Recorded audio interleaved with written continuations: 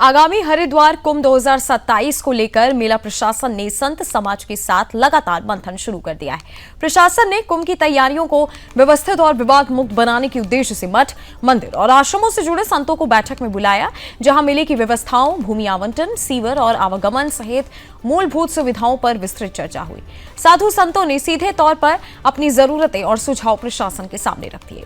उन्होंने साफ किया कि मेले की अवधि तक आश्रमों और धार्मिक स्थलों की बिजली पानी के बिल पूरी तरह से माफ किए जाने चाहिए। ये मांग संत समाज के लिए महत्वपूर्ण है ताकि कुंभ के दौरान आध्यात्मिक गतिविधियों और भक्तों के प्रवास में किसी भी तरह की बाधा न आए।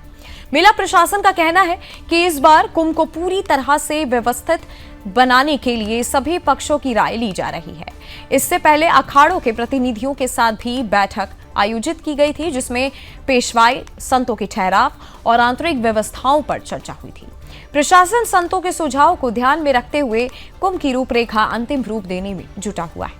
संत समाज का मानना है कि कुंभ की भव्यता और आध्यात्मिक अनुभव तभी पूरी तरह से संभव होगी जब व्यवस्थाएं मजबूत होंगी। इसलिए प्रशासन और संत समाज के बीच लगातार संवाद जारी है ताकि मेला आयोजन न केवल सुचारू रूप से हो बल्कि हजारों श्रद्धालुओं के लिए सुविधा और सुरक्षा भी सुनिश्चित हो। मेला प्रशासन ने यह भी संकेत दिया कि इस बार तकनीकी संसाधनों, यातायात प्रबंधन और आपातकालीन सेवाओं को लेकर भी विशेष प्रबंधन किए जाएंगे। इससे कुंभ 2027 हरिद्वार में भक्तों और साधु संतों दोनों के लिए स्मरणीय और सुरक्षित अनुभव बन पाएगा।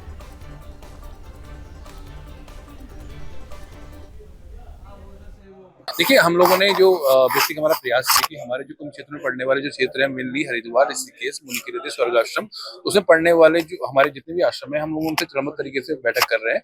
तो उसी के क्रम में आज प्रथम बैठक में हम लोगों ने कुछ आश्रमों को इन्वाइट किया गया था।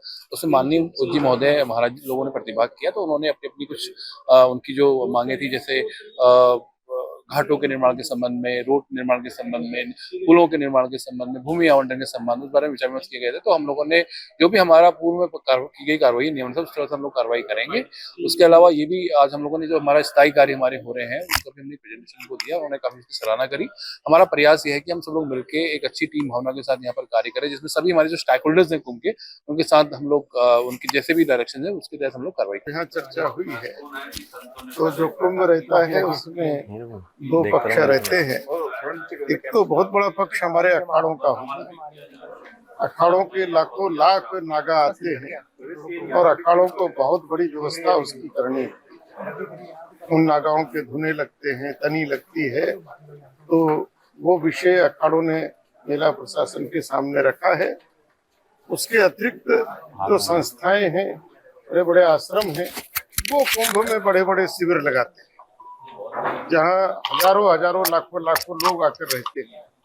तो उनको जो कुंभ के दौरान समस्याएं आती हैं, बिजली की है, पानी की है और लैट्रिन बाथरूमों की है, तो वो सारी जो आती हैं वो आज रखी गई हैं समस्याएं। देखिए, हमारे हरिद्वार का जो स्थानधारी संत है, उन लोगों ने पूर्व में भी एक बैठक की थी और बहुत महत्वपूर्ण सुझाव संतों ने कुंभ को भव्य और दिव्य बनाने के लिए उस समय विचार विमर्श किया था।